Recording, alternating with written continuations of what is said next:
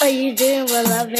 Attention, attention, my black brothers. What I want y'all to do right now is take out the do-rag, the silky, tie it down. I want to see the waves glistening. If you got nappy hair, pick it. Don't let nobody discourage you. Ariel. Black boy, black boy. So I want you to tell me the craziest image you can think of in 4 words, and then I will generate a picture for you and I'll describe it to our listeners, and I'll also put it on my Instagram. I'm using this app. It's called I think it's called Wombo. And I just learned it because I work at a restaurant. Restaurant people are weird as fuck. So they had been using it. And it's just you just say words and you type them in there, and then you use an art style Salvador Dali, etching, whatever. And then you generate the photo. So I've been making several things and I literally love it. Is it so? Can you is it just anything? If I literally say random things together? Yeah, because it's artificial intelligence is helping you create the photo. So you just give it words and it'll pull the shit and then use the style, the art style, whatever it is, surrealism, anything, and it will create the art picture. Oprah Winfrey. Halloween. Licorice. and skateboard. Okay, and so Oprah Winfrey skateboarding licorice on Halloween with licorice. Yay! This is so fun. And we will do that let's do it in steampunk. Okay. So it's creating the photo right now. Steampunk is an interesting art style. I'm wondering if we'll actually get Oprah in this. Oh, there's definitely a little black woman generating. And I'm okay. Look at you. That's racist. There's skates. Oh, we got a Halloween Halloween pumpkin. Do you see the pumpkin there? Halloween pumpkin. Okay, what is that in her? The licorice? I think they're skates, but I don't know. Skates? Is she on a skateboard? Okay, it's kind of problematic, but here we are. It's kind of problematic. I can't wait for the viewers to see this. So they put Oprah Winfrey in this red hat and this pink dress, and she's holding this fucking jack-o'-lantern. And I think there are skates in her hand, and I don't see the licorice. And the only thing I could really say the licorice could have been is her hair, but I really don't know. I'm gonna save that and I'll put it on our Instagram story. And what is this again? It's called Wombo. And apparently you can have these once you make these photos or whatever, you can have them printed so you can put them on your wall. I put a certain celebrity in hell just because I thought of her face, and oh my god, shit was insane. Child, we can't be child. Bitches getting sued now. Yeah, so I won't be saying names. Right. What is up, everybody? It is your boy Lord Jeffrey, and I'm Derwin King. And welcome back to another episode of That Black Boy Joy, where we create a space where black boys can be themselves and so much more. It is the third month? No, third week in January? It is. Is it the 4th? Girl, not you gotta fix your titties. Yeah, I love fixing my titties. Not you are fixing your titties. Gotta show the taco meat. That is... So, it's the 4th week. This is the last week. We're on the 27th. So there are literally 4 days left of the month. I don't know. Everybody said January dragged, and usually it does, but this was the quickest January for me. This shit came and it went. I'm very pleased about it. It went. Well, how are you doing though? We're almost done with January. I'm great. I got my Micanites. I'm very excited to go into February. Before we know it, it'll be the end of the year, and we'll be in another year, and then one day it'll all be over. Bitch, right. My birthday month is coming up, so shout out to the Aries. Bang, gang, gang, gang, gang. Actually, we gotta pass a couple. We gotta pass a couple. Other what? Aquarius, birthdays. Pisces. Anyways, we have those people coming up too. But it's all about the realm. It's all about the Aries. It's all about the fire sign. Ooh. It's all about that energy. A lot of our guests have also been you remember when was that Duran was I'm an Aries, and I was I knew it. He was girl. Did he say he was a Virgo or something? A Virgo, and I was I knew it. And he was girl, I'm not. Because he was girl, I don't see it for no fucking horoscopes. We do. We have a great show for you all today. We have a guest joining us in a little bit. But Before that, we're going to have our typical Black Boy Joy spotlight and a couple of rants, and then we're going to take a break and bring our guest in. So get into this Black Boy Joy spotlight for me, sister. This week's Black Boy Joy Spotlight goes out to Jordan E. Cooper of Brooklyn, New York. He's a director, playwright, creator, and executive producer of The Miss Pat Show, which we spoke about last season. Right, I didn't know this at all. He's the youngest showrunner in Hollywood and an Obie Award winner, and was named one of Out Magazine's Entertainers of the Year last year. So this is a highly motivated, talented individual who, last I checked, I'm not sure if he's done his program. I also don't know his pronouns, so it might be they, them. But I don't know if they're done their program, but they were just like still enrolled in school when all of this was like happening. So shout out to them for clearly being a very talented and motivated individual. Had a show out in New York, and Lee Daniels saw it and was really engaged by it and asked him to come up with some ideas based on Rabbit, the Miss Pat. What is that? Like, is it a biography? Memoir? So like, you talking about the Miss Pat Show? The book, yeah. So I'm talking it's about like based the book. Yeah. Ew, I don't want to say a memoir. Don't quote us. It's a book. The show was... He was asked based to create on some true events. Yes, based off of true events because of the book. So he asked him to read the book and then come up with some ideas. So that's how that show had come about. I had just read that a couple days ago. So I thought that was really neat. Shout out to Jordan. Like, that's really fucking dope. I love it that so many of us are really like working in media. That's really exciting. It makes me think of when Hari did that. They were just writing a show. I think for Neighbors, right? Is that the one with Tichina Arnold in it? Because that's the show. Yeah, I think it was Neighbors. I thought that was super fucking exciting. Yeah. So shout out Cedric to the Entertainer. Shout out to y'all. The guys and girls are doing it. They're getting it done, and we love to see it. Okay, you all, we are back. We are back, and we have a guest with us in the building, ladies and gentlemen, and anybody in between. I swear to God, you want to get it out. You be wanting to get it out. And it'd be right there at the tip of your tongue. It'd be wanting to get out. But you all, we have Karan Wilson in the building with us. He is the Gemini Films founder and director and LGBTQIA content creator who has gained notoriety with his hit web-based reality shows, The Bad Boys Club, a blatant spin-off of the Oxygen Channel's Bad Girls Club, The Come Up, which is also in New York, Miami, Atlanta, and I heard DC as well, hopefully in the future. I don't know. Right. We heard that, and also some films. So first of all, Karan, thank you for being with us. How are you? I am doing good. I've been super busy, but I'm excited about everything that's happening. I know you just wrapped up the Atlanta season 3 reunion, so I know you were definitely booked and busy with that, and that is coming pretty soon. But we ask our guests this question all the time, and we want to ask you this: what does Black Boy Joy mean to you? Black Boy Joy to me means confidence, hardworking, someone who's very like confident in themselves and knows what they want. They're very assertive in what they want. They work hard. I think it's very like positive energy. Also someone who just wants to see you win, like someone who's a support system. So when I think of Black Boy Joy, I automatically just think of like smiles and, like a great time. Someone who's just very like positive and supportive. Yes, we ask all our guests that, and that's the reason that we have this show. So we ask everybody that. So we are here and all that. How are you doing, Darwin? We're gonna check in with each other. How are you doing, Darwin? What's going on with you, girl? Well. It's been a good week. I've been working all week and have had these really beautiful bursts of energy. I've been relying on caffeine, so I am not smiling until I have my tea.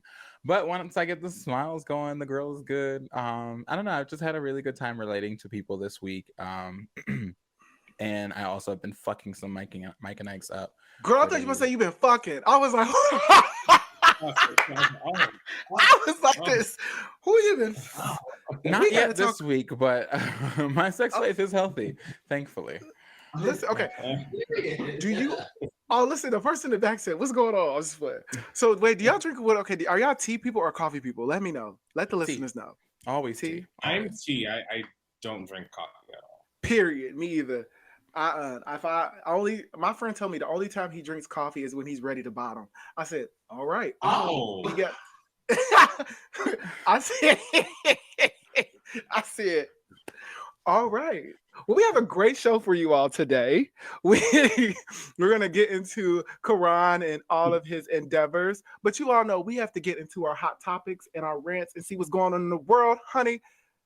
What? Definitely, we didn't ask you how you were doing.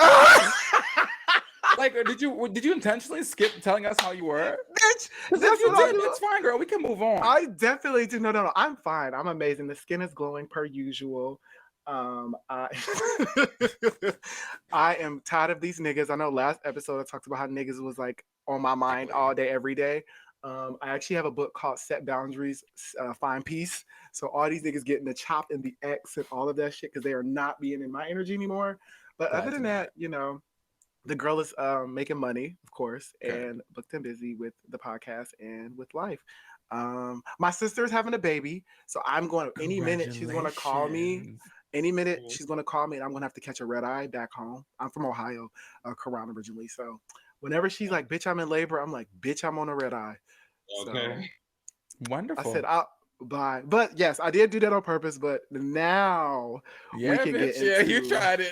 I knew what you did, Ho. I knew what you did. Listen, I be trying to run the show, and they're gonna be like, "Girl, run that back." You also got to talk about yourself. So we're gonna get into our rants today, and we're gonna start off with Cardi B wins a $1 million, actually more than I think $1 million, defamation suit against a blogger named Tasha K. Correct? Is it Tasha K? That is Tasha K. That is Tasha exactly K. who she sued. Want to know y'all thoughts about this, right? What are y'all the first initial thoughts? Because you are a content creator, What you Karan. think about this? Right? No, that's exactly why. I actually am completely here for Cardi B winning. I definitely agree with this lady slandered Cardi B's name and said horrific things about her, causing her to go into like a depression and suicidal thoughts. And now people are talking about her child. It's like, you can't, like, I just don't understand the reason to like put another woman down for, I would say the purpose of entertainment, but that it wasn't entertaining. It was just sad to see. So I'm so glad that she has to, I think it's 3.2 million or something she owes. Yeah, because I was like, so I saw 1 million, then I seen 3 million, then I seen 4 million. I said, bitch, y'all just throwing out millions. I know it was more than I could even. You be just throwing out millions. Or 3.6, but I'm glad that she has to pay that. Now, hopefully, she learns her lesson. I mean, I don't think Tasha K is even close to that. And that's crazy. I don't think I said, why did I say Tasha Mack? Bitch, I said Tasha Mack from the game. So I have only ever seen really like toxic things coming from Tasha K. And I mean, obviously she's not the only person who earns her living that way. And while I think that, you know, people who would call themselves journalists, whatever, or content creators, while I do believe that there's like a freedom of speech aspect there, I think there are, and there have always been consequences for like disparaging people's names. Like there have always been, like, obviously she was able to, you know, sue her. So it was just bizarre and unfortunate that she believed that that was something that was not going to have consequences. It's one thing to speak on like, you know, things that have happened, you know, or that you know of, but for her to like put things out there as if they were just facts is bizarre. It's very strange, and I am happy that people know that there's a consequence, and it's unfortunate that it had to come at a $3 million loss for Miss Tasha K. So bless up, sister. Hope you find an endeavor to pay for that bill. Yeah, she better start her OnlyFans or start doing a Patreon or something, because she gonna have to, and she also has to pay off the like legal fees and all that, like even on top of all of that. And I think I was also curious about like with Cardi B winning this like defamation like suit, do you all think that this will like start to make content creators more cognizant of what the fuck they're saying about like celebrities? Because like for me, I'm automatically was like, oh bitch, we got to start tightening up our conversations on here, because if a bitch listen to us and think that we talk about them, no, because the one thing about me is I will tell y'all, I don't know this to be true. I'm not saying this is fact. We said we do not shoot the messenger. I think it's a difference from like people like talking about hot topics versus like someone slandering someone's name and saying like she has herpes and X, Y, and Z, Right. and just saying all kind of crazy stuff that's just like, you know what I'm saying? So like, and then I seen that she asked her like, can you please stop? Can you take that down so we don't have to go to court? And she said, no, I'm going to keep it up because that's how I feel. And then Oh no, bitch! I'm taking you to Yeah, she jail. asked for it. She was dying for it. I actually want to put you in an electric chair, bitch, because I told you to not do that shit. Matter of fact, take that back. I want to put you in a life sentence because you be So involved. you can sit and think about the stuff that you did. Yeah, you can think about that and figure out when you get out, if you ever get out, which you probably want your kids to have to pay your fucking money. So I warned you. Well, hopefully that makes people start to be more cognizant about what the fuck they're saying on social media. And I wish Tasha K the best with figuring out how to do that. And Cardi B literally is about to have even more money. So next up, you can go with this one, Duran. Oh, lovely.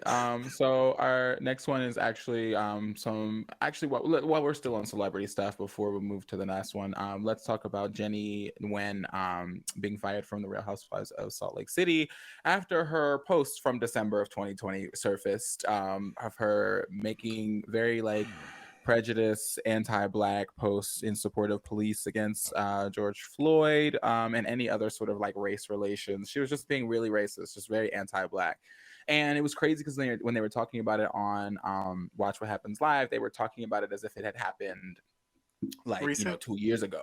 Oh, no. But it had happened 14 months ago. Let's be clear that if we were in last month, it would have been a strict year. So they were making it seem like, she's grown so much, and most of us have not grown that damn much in the last 365 days. So yeah, then she propped up some Black boy. I didn't watch the live, but I did see the stills from it to like give herself some credibility about not being a racist, which obviously angered anyone who has a fucking brain because, girl, we ain't seen you film with a single person of color outside of Mary, who you have an entire beef with, and suddenly Black people. Suddenly. I think she also blamed it on I was drunk. I said you was drunk for 14 months. I'm saying. Jen Shah said bullshit. Jen Shah said she told me straight to my face that she had made those posts. So here we are. No, Jen Shah is trying to do everything she can to get the heat off of her ass. Jen is putting everybody in a fire. I think Jenny, Jenny couldn't. I mean, Jenny girl, like this was your first season. It was your first season. You out the game. I mean, I thought she was also irrelevant as well. I think they only put her on the show because Mary was just not fun when she was around the other girls. She was very much an asshole around them. Like she was like Whitney. She was like, to Jenny, she was like, I don't like when you talk. And I was like, so it's so weird. And then with Mary, with Whitney, she just didn't care for her. So, do you watch Salt Lake City, Karan? I watch a little bit of it. I haven't watched the whole thing. Like I've seen the episode where the police came to the van when they were leaving, and then I also seen. I think I've seen like one or two more episodes, but I didn't watch the whole thing only because I kind of didn't think it was that entertaining. Yeah, no, that's fine. I think that's a perfect take. Did you happen to know about what was happening with like the race? I'm gonna call the race. I did hear about it, and it's funny that you guys said it was 14 months ago because I thought it was about 2 years ago too. When I seen the way that they kind of put it out there, I was like, oh, okay, it happened 2 years ago. Even though, regardless, it doesn't matter the timeline. She still did it, and it's not like she was like, oh, I was 18 or 17 when I did it. No, girl. Even if it was 2 years ago, like she's almost 40 or something like that. Like she's enough to know very what's going on. But to know that it's 14 months ago, I'm gagging. Yeah, it was some of those were in direct response of like the protests from 2020, like, and that was not long ago. We are still like fresh. The paint is fresh on the roads from them damn Black Lives Matter streets they did in DC and shit. So let's be clear on that. We just hit the 1 year mark. We hit it. So yeah. Hopefully she can secure some other funding for her life. Well, she's gonna need it. But other than that, whatever. And now on a more serious note, this right here is very sad and very tragic. So Regina King's only son, Ian Alexander Jr., passes away of an apparent suicide on his 26th birthday. This came to a shock to everybody. and it's also was a conversation about the importance of mental health in Black men. Is we don't, and also we just found out that the Hyattsville mayor. Hold on, let me pull this up. No, The that's correct. Hyattsville mayor That is correct. also just committed Died by suicide. suicide. Yeah. I want to say this week, like this, like literally yesterday. So it's like Mhm. really the importance of mental health in our Black men and raising awareness about the conversation of really checking in on us, regardless of how strong we're supposed to be and how strong society is. Makes us have to be. We need to make sure that we are very cognizant of our Black brothers and anyone that identifies as male in those spaces, because you never know what somebody could be going through. And I just wanted to like bring that into our conversation because we are all about mental health and all about embracing Black men. And it's just really sad and unfortunate that Regina King has to go through that with her only son. So I just want to give her all of our condolences. Also, please allow her to have her peace in this moment Yeah. because Yeah. it's Yeah. a very um, serious topic.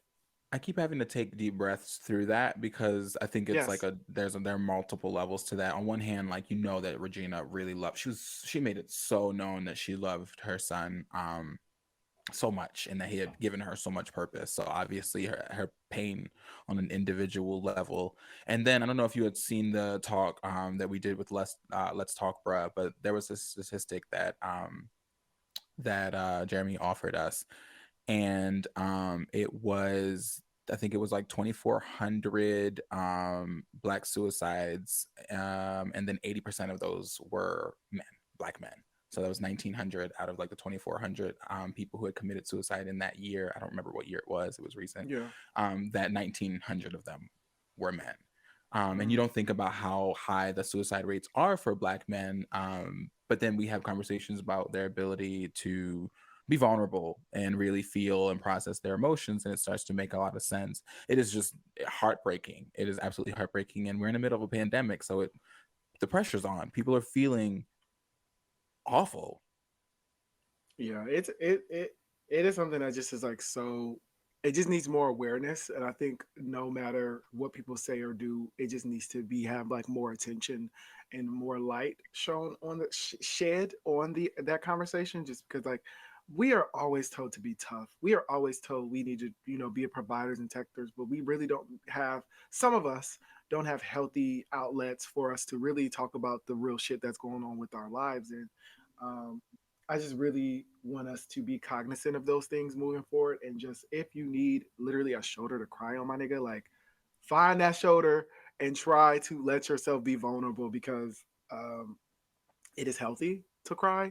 It's okay to cry, and it is okay to be transparent in your emotions and feelings, no matter how somebody tries to downplay that. So I just wanted to really jump into that really quick. And if anybody had any final words before we, bring the energy back into this space, we will allow that right now. It's so sad, like the part that really broke my heart too outside of the news was like seeing the video compilation that people put together of how much when she talked about her son.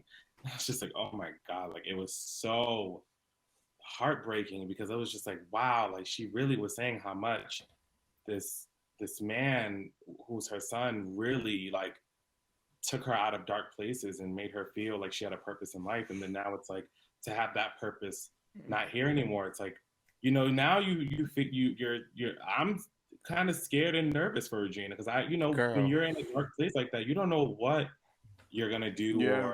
or what's gonna happen. So I just really, really am sending her lots of love and support because I just can only imagine Yeah. what she's feeling right now.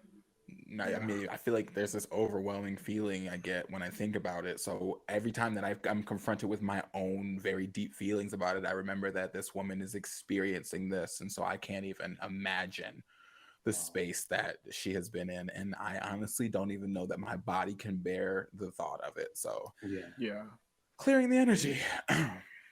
We are clearing, but we just wanted to give that space and energy. And yeah, so now we're going to get into why we are here, ladies and gentlemen, and anybody in between, the meat and the potatoes of what we call our show, the Let's Get Comfortable segment, the Quran episode season. What the? The Quran episode / season, the Quran segment. Listen, the Quran episode, the Come on, Quran Black season, boy. Come on, let's get into that. First of all, Karan, thank you for just being comfortable with us. We Yes. want that, and we want that in this space so much. So thank you for being that. But we want to know a little bit about you and how did you get into creating the content that you're creating to this day? I am a 24-year-old Black gay man from Boston, and I created content. I was young in the high school, and I always was thinking to myself, like, it'd be so cool if they made a show about this or a movie about that. And I'm like, I'm young. I don't know who I could reach out to tell them to make this kind of show or movie. So, uh, people were like, well, why don't you do it? Like, why don't you create what you want to see in a sense? Like, when I say people, I mean like my mom. She was kind of saying that. So Yeah. then I thought to myself, I was like, but how do I do it? So I just kind of studied a little bit of reality TV, and I thought to myself, what's something that people want to see? And the first thing that came to my mind when I was talking with my friends was like, I guess a Bad Boys Club is something that people want to see because we don't have that. And we Yeah. don't have any shows really that are gay men on camera who can be and express themselves however they want to. So that's how it came about. And then thankfully, the show took off and a lot of people knew about it. And it kind of catapulted me into like doing other things that I got to do. What year was that? Oof. I want to say, if I'm not mistaken, around like 2013, 14. Yeah, I thought so think because I so. very vividly remember, Yeah. very vividly remember being like, "Oh, is this real?" and watching it and being thoroughly entertained. So, like, Yeah. I have been very much. I was like, I feel like that was, but it's amazing because you're 24. So to think that I'm 3 years older than you, so to think that at the space that I was in, for you to have created something like that at such a young age is just really phenomenal.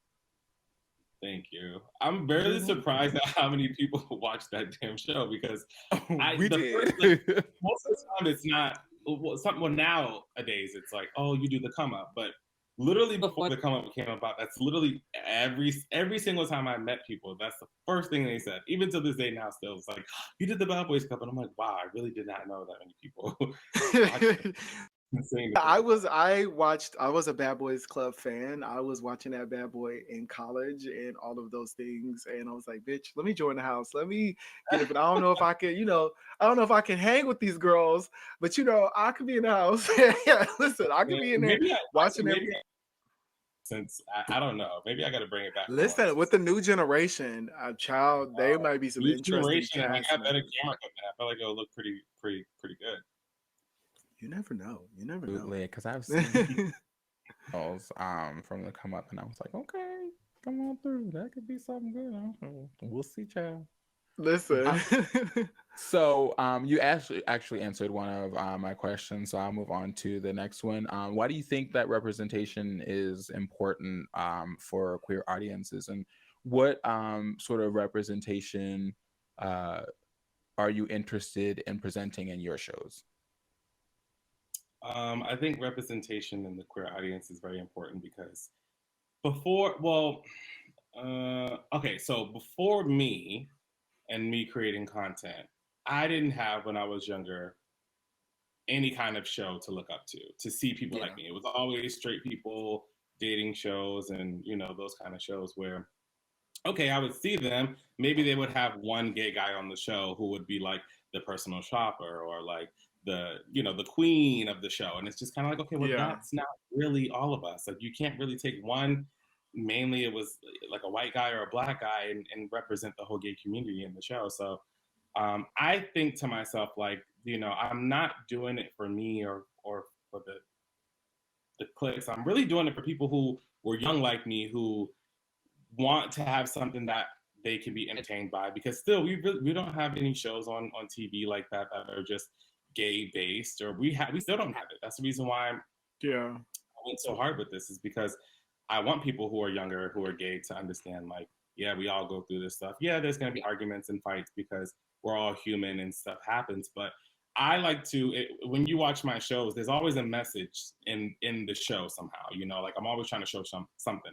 But like Spanky coming out to his mom, hopefully that can help anyone who was watching it to come out to their parents. Yeah. The whole situation with Milan and the STD, like, so they kind of understand, like, all right, well, be safe. It doesn't matter if you're dating the person, you need to be safe about what's going on. There's always a message somehow that I want to put in the show, and I want to have people open up and see. So that's why I think it's very important for representation. Do you think that eventually we will have a larger platform, or be able to be on a larger platform with a reality series that is, I want to say, queer centered, queer male or queer identifying Mm, centered? I think we're starting to get a little bit of, like, with Pose coming out as a really right. amazing show, but really haven't been able to get into a show that is, besides, I think, like, we did like some hair type of shows before and all that, but just really, not our lives for. Just want to know if you think that there is a future for us in reality television. I think there is. I think that it's not gonna come easy. It's gonna really take. It's gonna take some time, and it's gonna take maybe like a really kind of great. As far as reality shows go, it might take a really great reality show to do it, Yeah. or a scripted show. Just because I know that people are very judgmental, and uh, a lot of people do not like the gay community. You lose a big audience with that because people are homophobic or transphobic, or it's hard, but I think that it will happen because we are not the type of people in our community to just lie down and be silent about stuff. Like, we're gonna go after what we want, and we're gonna get it regardless. So either you guys bring us in, or we're gonna do it ourselves. And Right. you Bitch, we also have, make good television. yeah, We but also make good TV. my thing. I'm like, Like, whether they're hated or like hate us or not, there you can't deny entertainment that people have watched straight people do like really interesting or awful or just like confusing things on television Hmm. for decades. And I think, like, if I have been entertained watching the things that I've watched, from the number of shows that are on YouTube, I'm so sure that the world or the larger audience can be entertained in the same way for the same reasons Exactly. and for more reasons. yeah. We almost had it Also, though. I got an offer from a network, but it just didn't work out. And I really was like, oh yes, like this. I think this is the time. yeah. But the How offer did you was feel with that? How did you feel with you feeling so close to having a big, network really want to support you, and then ultimately it not work out in your favor? I was very depressed about it at first. When I first like got the offer, and it was brought to me, I was like, the network that it was, I was like, oh my god, people are fucking go I crazy think for I remember this I think I remember what a one was, but I don't want to say what it is. But I think I remember, think I've seen some social media about it. But it. yeah, About what network it was going to be. huh? About what network it was going to be. Well, I was thinking about the Zeus situation. Oh, well, it wasn't that. Yeah, This was but before shout out to you Zeus. for getting in that space as well too. It wasn't that. It was before Zeus was created, but it was in partnership with VH1, pretty much. It Got was going you, to be got you. come up Atlanta, was going to go to VH1, possibly, Yeah, yeah. and ultimately, when I first got the offer and I was on the phone and talking and getting everything, kind of doing X, Y, and Z, it was really exciting, and I couldn't say anything. Like, the only people that knew, I think, was my mom and maybe like one other person. Like, I didn't tell anyone. Yeah. And then ultimately, when the offer came, and it was kind of like this offer that really kind of didn't work, I was like, okay, I could do it. The show will go out there possibly, but I'll just be walking around, and people are gonna be like, "Congratulations on your show." And I'm like, "It's not my show. Like, I don't own anything of it. It'll come out. Oh. I ain't got nothing to do with it." So that kind of was bothering me. Like, I didn't want to have that for the Glad rest you of didn't do that. I'm very glad you didn't do that. No, seriously, because you obviously will get exactly what you want further down the line because you said no to something that wasn't going to be in your vision. So I think that was a great decision to Mhm. make. And I think also knowing where your audience is, and playing into that strength, of course, when moving into a larger space, when you have the control. I think about Issa Rae. Her audience in the beginning was YouTube, and then she got she was all hands on deck with Insecure. So knowing, like, I am not about to sell my dream to somebody else to manipulate the story. and not have me be a part of that. So you know where your original audience came from, and we are still here to this day. 2013 was so far ago. In 2022, I'm still watching the Come Up season 3. So knowing that Atlanta, knowing that you have people still watching that you may not think supports or does that thing, not does, but has that have you wanting to win should be like something to think about. It's crazy that you brought up Issa Rae because I have a story about her that I just literally told someone. I had a meeting about a week, like a few days ago. I'm sorry, and it's funny that you brought her up because she brought her up at the meeting, and I was like, "Oh, this is about Issa Rae when I met her," and she's like, "What? Tell me." Can I tell you guys the story about what happened? Yes, listen, the listeners and the viewers want to know. Absolutely. All right, this is so great, and this is something that I get upset with myself every single time, right? So I was when I graduated high school, I moved to LA, and I lived there for a year and a half. Mm-hmm. The Shade Room, when they when they started out, but they already had millions of followers, they had an party, where creatives were able to go to this exclusive party, and they, I think, were like, we're gonna pick 5 people from Instagram to invite to this party, and I was one of the 5 people to go to the party. Ooh. So I got the invite. It was a secret location. I ended up going. Issa Rae was there, and this was the time where I was working on a show called Shadows. I don't know if you guys seen it or not, but it's a scripted show that I did called Shadows that got really popular. But it was before I filmed it, so it was just kind of like the layout of like the outline of what the show's going to be. So I was talking to her. This is right when she is working with HBO, but it didn't come out yet. So I met her, showed her Shadows. She thought the show was great. She was like, film the pilot, let me know when it's done, send it over to me, and possibly, I don't know, like maybe we can take a step further or just talk about, more of the show, whatever. So she put her personal email in my phone, in my notes. And I got a new phone, and I forgot that it was in the notes. And girl, I know. So then the fucking show was a hit. So I'm like, oh shit, I have her email. Let me email her because I already shot Shadow, and I couldn't find the fucking email. I'm so fucking sorry, dog. And ever since then, I was like, I just was pissed with myself because I was like, fuck, bitch. Right. Oh, I remember, like, girl, when you this close, treated yourself to something to make you feel better. I don't know. I would have been out of it. Hopefully, she'll open it one day. DM her to kind of like say like, hey, we met, and I told you about this show, and hopefully you can remember. I feel like Issa be like, yeah, I remember you. Yeah. I hope so. The lady at the dinner was like, I remember you, and I was like, okay, we'll see. I love that. I wanted to ask what some of the challenges you've had to overcome while creating shows. Oh, so many challenges. There's a lot of people who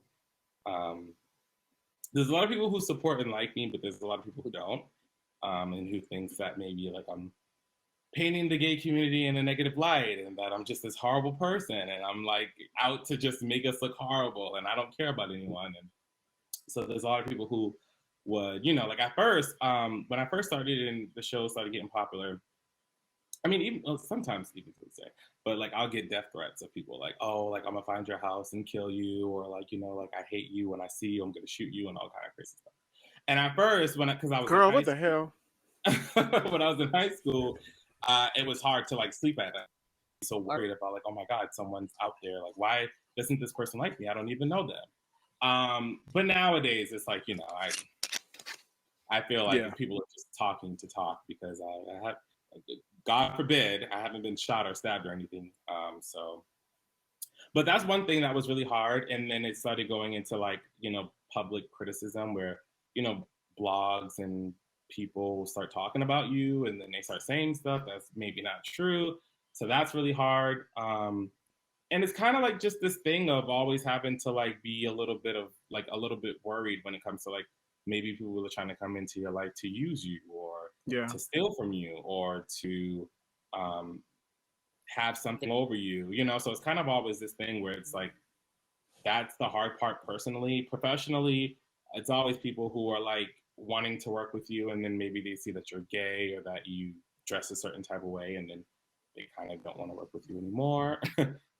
So then you lose out on opportunities and maybe deals because of they're really not trying to partner with someone who's gay at the moment, or they're trying to target this audience. So it's hard, but gotta have like really thick skin to do this show, because a lot of people are gonna say that.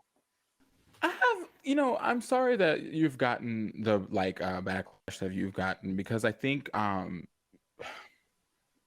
there's a challenge in being like a producer for a reality show, because the nature of the work is for you to sort of like expose a lot of these like really private things that people have in their lives, or like showing naturally like people perform for cameras, so some of the less flattering things come out during tapings. And I mean, as a person who watches a lot of reality TV, I think it has its negatives, and I think it has its positives, but I don't think that many of us can delude ourselves about why we go to watch these things. And I also, person who reached out to you to tell you what you were doing was wrong, had also sat and watched probably a little longer than what one would think in order to develop that opinion, right? So I do apologize that happened to you at such a young age, and I hope that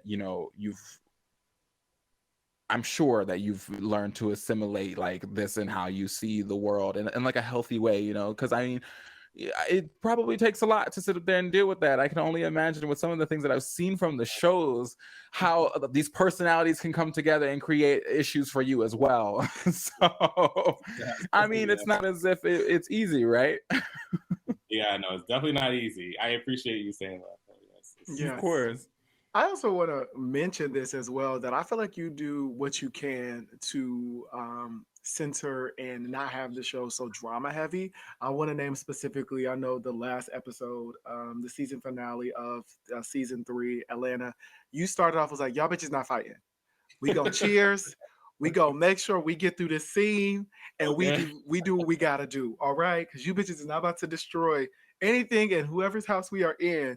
And then also, you've had moments off camera where you allow people to know, like, are you okay with this being aired? Or I think there was an issue with, people just like this. I think this season that wrapped as well, some infidelities, like, hey, this may be shown. So I want to give you your credit and your flowers for at least showing us that human side, that, it is your job to explore people's stories and all those things, but also allow them to tell their story. They want to tell that story. So I want to give you that flowers. And I know bitches might not want to give you your flowers in that space, but I want to say that I think that, and also with the reunions, child, which first of all, how do you deal with the reunions? Let's get into how's the reunions for you? I really actually had this question too. How do you deal with the reunions? It's really, really hard. Every single time I'm like, okay, I don't want to do this shit no more, because it's a lot of time, a lot of money, and a lot that goes into reunions. They're very technical, because you only have one chance to do it. It's not like I could do the reunion and then I'm like, okay, I could watch it back, and if something happened, then probably we can maybe go and film it again. No, it's like, this is it, So if someone accidentally doesn't press record, then it's like, fuck, you just lost this whole camera angle. So it's just like, it's a really long process. You just have to watch the season back, come up with all kind of questions that's gonna flow and make sense. You got to make sure everyone shows up and everyone's in theme and on time. Oh gosh, a place that's gonna allow you guys to film, but also just in case if something does get out of control, they are okay with it. Like it's.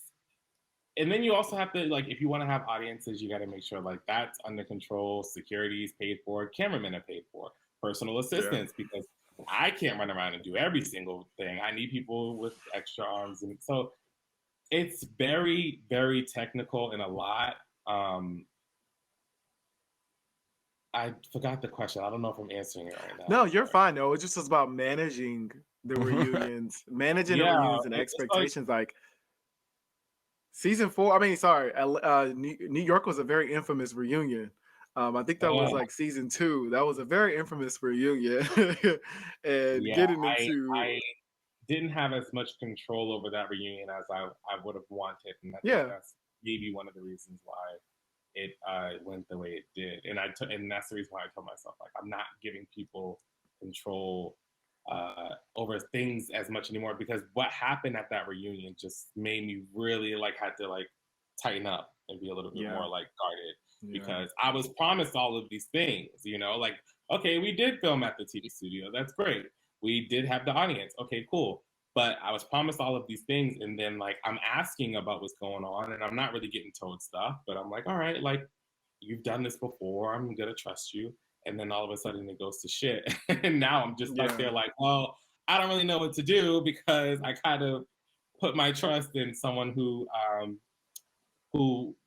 you know. Yeah. And then also, really quick, I know, Derwin, with this season that just wrapped up Atlanta, there was footage that was like, you know, lost or not lost, stolen. So still being able to give quality content, I think I want to give you your flowers for that as well. With that happening and still being able to give your viewers still a great show, I want to applaud you for that. But Devin, Derwin, damn it. There you go. I told you. Dang it! I was so...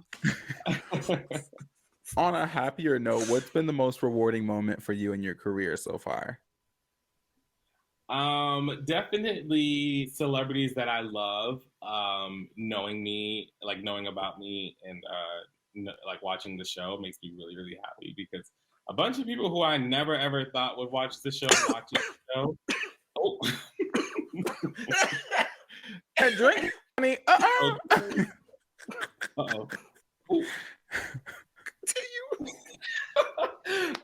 So a lot of people. I'm so sorry. That's a really rewarding thing, and then also getting to see how it helps people in their life when it comes to entertainment. You know, I was on live not too long ago for the finale, and this woman who's battling cancer was saying that as she was going through chemo and cancer, the one thing she would look forward to that would take her mind away from like the pain, her feeling like sad, would be when my show came on. And she said she would forget about everything for those 40 minutes. Like, she was like, I literally couldn't even feel pain. Like, I was just so into the show.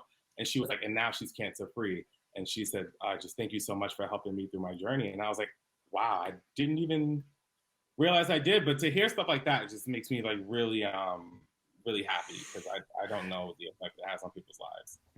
I'm happy to know that. I think something I do a lot of, like, I'm always very much thinking. So as I was going through even some of the things I had already seen, I was thinking about all the like thoughts and judgments that were coming up in my brain, and it felt like I was watching.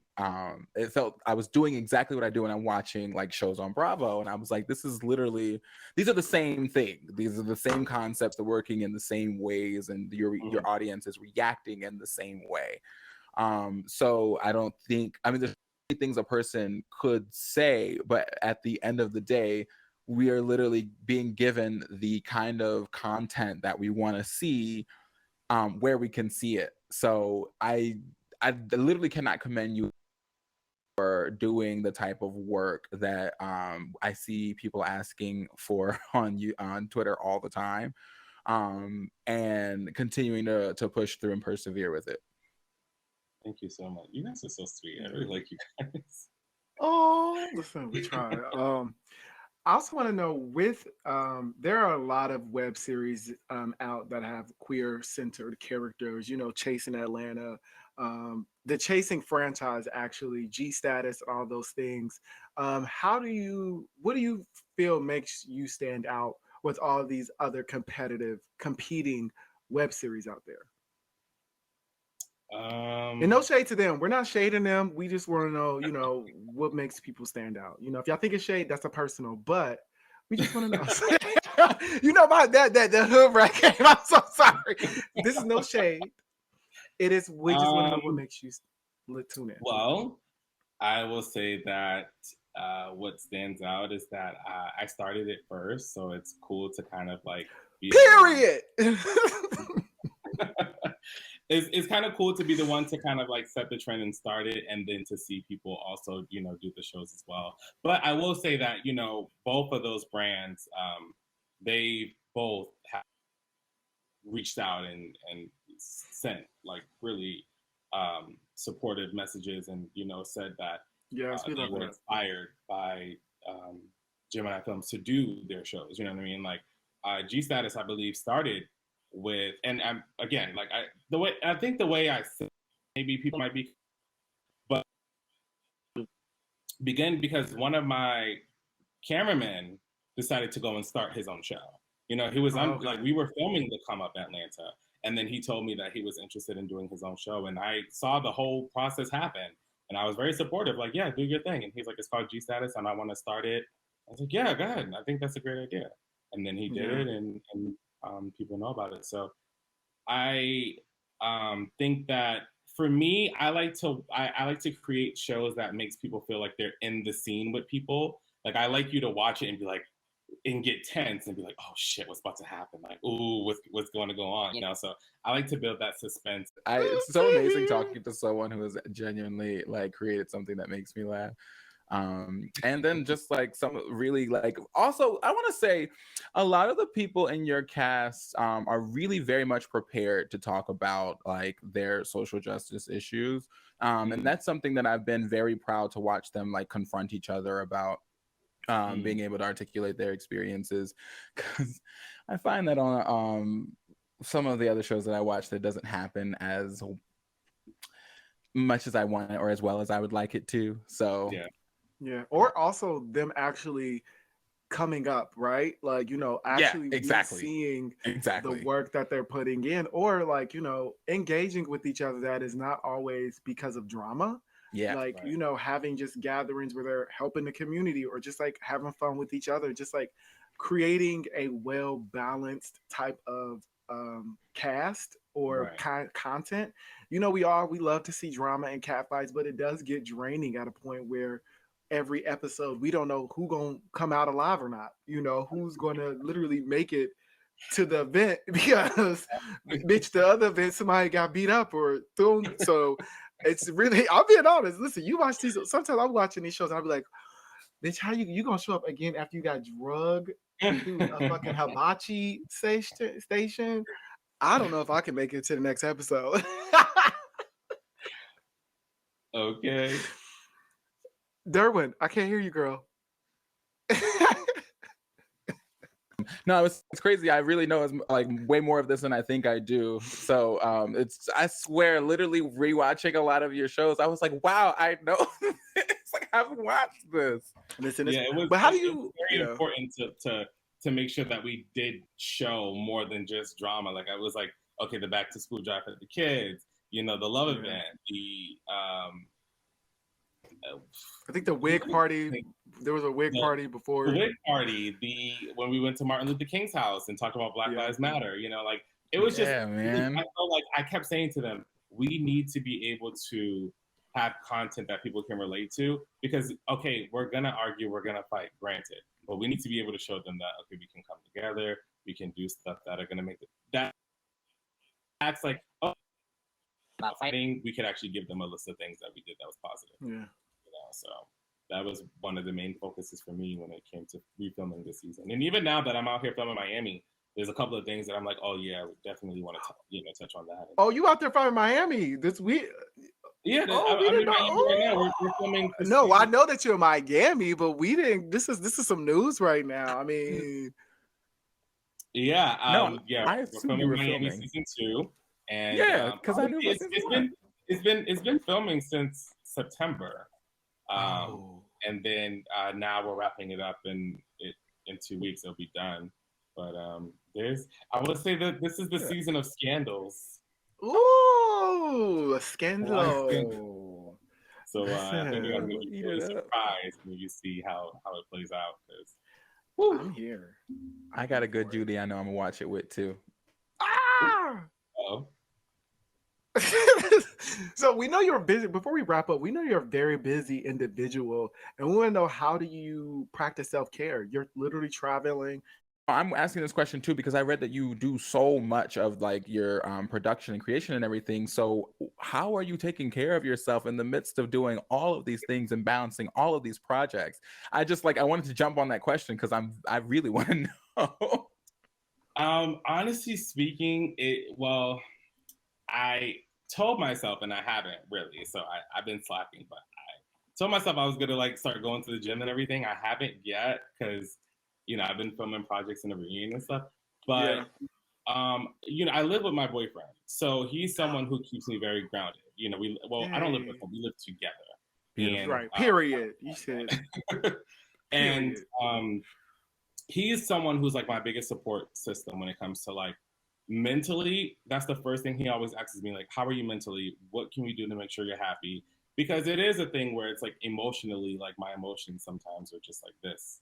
Like literally like 1 hour I'm happy, I love life, and then next thing you know, it's like, okay, I don't want to do this anymore and fuck this and so as far as taking care of myself, I'm definitely gonna start, working out. As far as being busy, it's just something where it's like I have a goal that I want to hit 100,000 subscribers, so I can put that plaque on my wall. And so that's something that's really motivating to me to like, okay, well, you got to keep going until you hit that goal, and then when you hit that goal, I don't know, let's aim for like 500,000 or whatever. Keep it going. Yeah, so something that really inspires me, and then also like the messages I get, the people who tell me how much they love the shows and stuff like that. And then I love to create, honestly. So it's just like that's something that's really fun. So yeah, it only feels like work when it's like when I'm tired. Then I'm like, oh, this feels like yeah. Yeah. Well, Karan, what's in the future besides wrapping up Miami? To come up Miami. What is in the future, if you can tell us, for Gemini Films or just you in general? Because we know you also have a YouTube channel as well. We know you got a YouTube channel as well. So what is coming? Yeah, I have a personal YouTube channel that I am trying my best to stay consistent, but it's hard. We know. It's hard. But the Come Up Miami is coming in March, and I have the Dating Messiah show that I'm filming at the end of February. I have another project that will be announced in part one of the reunion. Like the promo video was already made, and the announcement's going to happen in the reunion. Ooh. So I'm excited to see what people are going to say about that. It's in collaboration with someone else who's very known, and we're creating this show together. And then I have the Come Up DC. We're filming in the summer. New York is coming back for another season. And I want to start doing scripted stuff. So that's kind of like what I'm looking at. So I want to start doing like scripted shows, more scripted shows and short films and stuff too. Your calendar sounds very tight. Yeah. And listen, sometimes that's what you got to do, the grind to get to that, like you said, to get to that number. Grind is real. March is the only time I think right now that I'm a little free. Is the cast list for DC out yet? Like, do we know who's in it? No, so I got all the emails from people who applied. We didn't pick anyone yet, so we didn't even send any emails out. But there's a lot of people to choose from, which is exciting. So I really think DC possibly might be like my biggest cast because there's just too many good people who I've skimmed through that I'm like, Jesus, damn, I don't know. Derwin, I'm livid. Derwin, you move. I don't know. 7, like I might have to pick 10 because I see so many people's emails and I'm reading their bio and I'm seeing the businesses they own and what they bring and the cars they drive and I'm just like, ooh, like this is exciting. You gonna have something over there. One thing I will say about the DMV is we are very flashy. However, when you get to know the girl really isn't the girl. So you got to be mindful of that. I have absolutely listen, I'm a transplant, so I can be transparent. Everybody can say they do this, they say they do that, but it's like, what really do you do? Or is this car, like, be transparent. So DC is very much about, people want to tell you what they doing and all that. I can say that, Darwin. It's going to be a very entertaining show nonetheless. It will be a very entertaining show. And I definitely going to look forward to that. I think this is going to be the first Come Up season that's going to be like all mature men, like men that are like in their 30s and maybe up. Oh wow! I think too. No, I look very much forward to seeing this. Yeah, very much forward to seeing. It's gonna be a different vibe and feel. Like I don't want it to still feel like, okay, we have 22-year-olds in DC running around. I feel like who child. when I think of DC and when I see the people who applied, I'm like, okay, these are all men that are over 30 who like are well established and who I think are going to be great to put together and see what happens. So I'm really We are excited. going to really be looking out for you then, because I can Yeah, only 'cause- imagine what the next 5 years are going to look like for you. So I'm very excited to see your growth. Thank you. I'm on the road to before 30. I have to become a millionaire. So Period. when I become a millionaire, you guys, I have a big ass fucking party and just Listen, we love them. Listen, we have been in there. We listen. We support. We said where we need to be at. We will support. We was there when he said it. Mark this date. All of that. But no, that's right. super exciting. But Karan, thank you so much. We could talk with you for hours, of course. But we thank you for being with us today and just kicking with us and just giving our listeners a little bit about who you are. And hopefully you get we know you're going to get some new subscribers and viewers from just being who you are. Can you give us where people can find you at or your company? Yes. So you can find the company Gemini Films on YouTube or Instagram at Gemini Films. The films is not an S, it's a Z at the end. And if you want to follow me personally on Instagram, it's at The Real Karan. I also have a personal channel, Karan Wilson, where I show a little bit more of just like me, like vlogs, story times, and personal stuff. So definitely support the kids, subscribe so we can get to that 100K. Yes, we gonna put a petition. We gonna get it out there. We need everybody. When y'all listen to this, y'all need to go subscribe. We need everybody. When y'all hear that drop, y'all need to subscribe. We need to get that 100. That's right. 100K. Right. Because we need to support us. We need to support us. We need to support quality content. We need to just, have representation out there. So yes, but you all know what y'all about to do with us. If you would like to continue the conversation with me on my platform, you can hit me up on Instagram at _Lord Every, on Twitter and Instagram at _LORDEVERY. And you guys know that you can find me on Instagram at Derwin King. That's DERWINKING. And on Twitter at Free Negro. That's FREENEGREAUX. And if you all would like to continue talking with us on the podcast platform, you can hit us up at That Black Boy Joy on Instagram and Twitter. You can also write into us, or if you want to be a guest, hit us up at That Black Boy Joy podcast at gmail.com. And you all can, of course, watch us on YouTube. We are on YouTube as well, the visuals at That Black Boy Joy. Please like, subscribe, and give us a thumbs up. And like we always tell our guests and our viewers and our listeners, please be so in love with who you are.